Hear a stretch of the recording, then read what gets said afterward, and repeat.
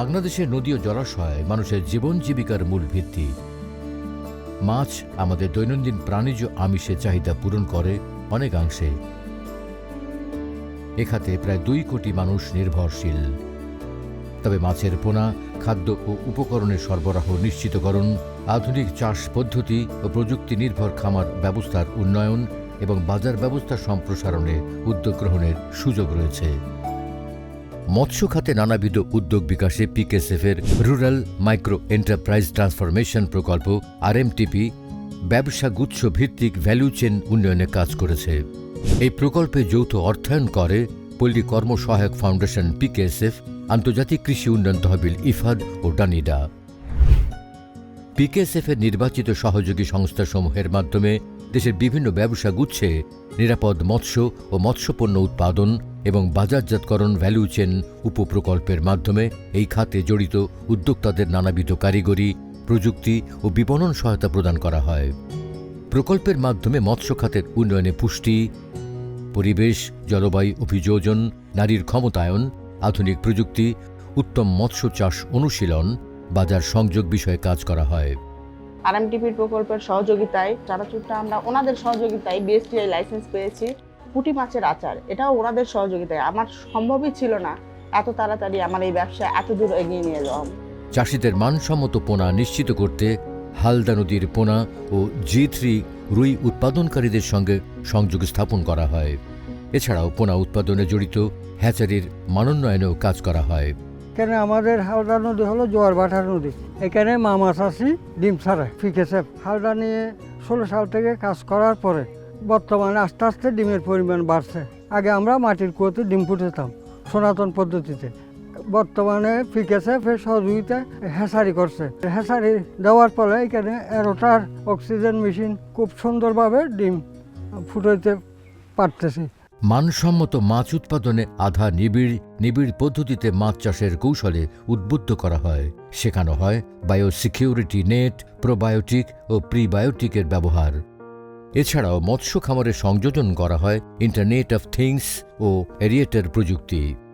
এই প্রযুক্তি ব্যবহার করে খামারিরা এখন দেশের যে কোনো প্রান্ত থেকে তাদের মোবাইল অ্যাপসের মাধ্যমে পুকুরে স্থাপিত সেন্সরের সাথে স্বয়ংক্রিয়ভাবে যুক্ত থেকে পানির গুণাগুণ জানতে পারেন ও প্রয়োজনীয় পদক্ষেপ নিতে পারেন।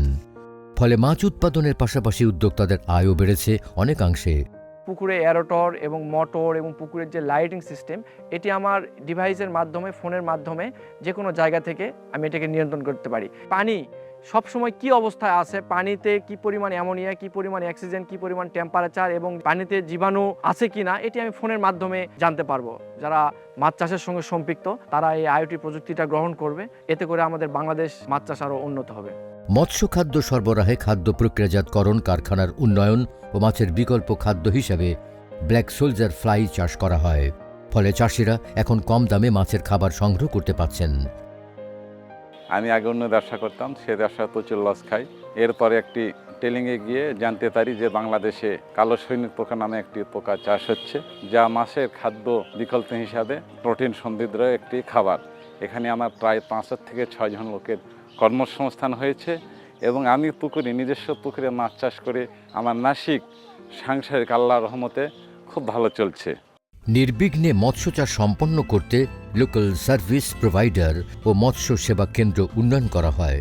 সার্ভিস প্রোভাইডার ও চাষিদের মধ্যে স্থাপন করা হয় সংযোগ। ফলে সার্ভিস প্রোভাইডাররা হয়েছেন স্বাবলম্বী আর চাষিরা পাচ্ছেন সহজ ও সাশ্রয়ী সেবা। প্রকল্পের উদ্যোগে বাহারি মাছ চাষেও প্রস্তুত করা হয়েছে নতুন উদ্যোক্তা। আমি দীর্ঘদিন যাবৎ এই পোনা মাছের ব্যবসা করতেছি, কিন্তু আমাদের পুকুরে অনেক ক্ষেত্রে মাছ ভাসে, ওই জেগে ওঠে, অনেক মাছ মারা যায়। এক্ষেত্রে আমরা অনেক ক্ষতি সাধিত হই। কারিগরি প্রশিক্ষণ এবং সাপোর্ট এবং পরামর্শ দিয়ে আমাদের পুকুরে আপাতত মাছ আর মারা যায় না এবং এতে আমরা আর্থিকভাবে লাভবান হই এবং পুকুরে মাছের ধারণ ক্ষমতা বেড়ে যায়। তাদের পুকুরে যে অ্যামোনিয়া টেস্ট, পিএইচ টেস্ট করি, এতে করে মৎস্য চাষিদের পানির গুণগত মান ঠিক আছে কিনা সে জানতে পারলো, কতটুকু খাদ্য দিবে এই পরামর্শগুলো দিয়ে থাকি। এতে করে মৎস্য চাষের ঝুঁকি কমে যায়। উৎপাদিত মাছ বিক্রয়ের জন্য বাজার সংযোগ ও বাজার উন্নয়ন সহ উদ্যোক্তাদের করা হয়েছে দক্ষ। ফলে মাছের গুণগত মান থাকছে অক্ষুণ্ণ। উন্নত হয়েছে আড়তের পরিবেশ। এছাড়াও বাজার দর জানার জন্য তৈরি করা হয়েছে অ্যাপস, ফলে চাষিরা পাচ্ছেন ন্যায্য মূল্য। আমাদের এখানে অনেক ময়লা আবর্জনা ছিল, আমরা স্বাস্থ্য পরিচ্ছন্নভাবে কিছু জানতাম না। বসার জায়গা করছে এবং ড্রেন করছে, তারপর মোটর দিচ্ছে, ট্যাঙ্কি দিচ্ছে, বাথরুমের ব্যবস্থা করে দিচ্ছে। যারা আসে এখানে মাছ কেনা বেচার জন্য তারাও অনেক ভালো মনে করতেছে।